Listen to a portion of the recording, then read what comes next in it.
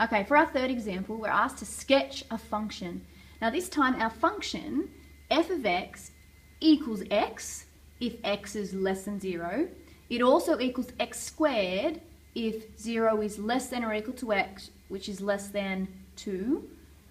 And it equals 4 if x is greater than or equal to 2. Now essentially what we have here, in this section here, is three different functions. We've got f of x equals x, or if you want to think about it as y equals x, which essentially is just my straight through the origin. I've got my f of x equals x squared, or if you want to think about it as y equals x squared, which is my parabola. Or I've got my f of x equals 4, or y equals 4, if you want to think about it like that, which is simply a horizontal line here at 4. Now, the reality is that it's all three of these graphs, but here my domain is restricted. In each of these functions, it's only for a certain section of my domain. So if we have a look, we've got f of x equals x if x is less than 0.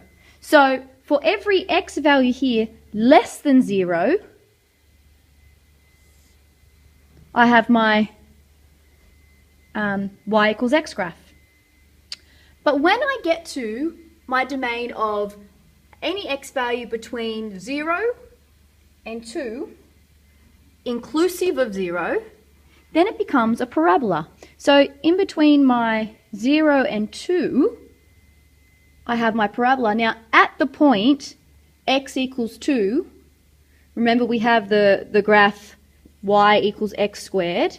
So when x equals 2, I'm going to have 2 squared, which is 4. So my graph at the point 2 is going to go up here. So I'm going to have my parabola up there.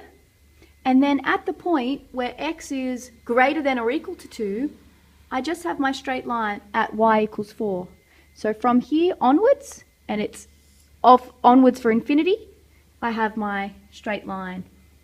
And that becomes my graph. Now I have to be careful to make sure that here I label it at this point. It's f of x equals x. At this point here, it's f of x equals 2x squared. And at this point here, f of x equals 4. And there we go. We have our graph.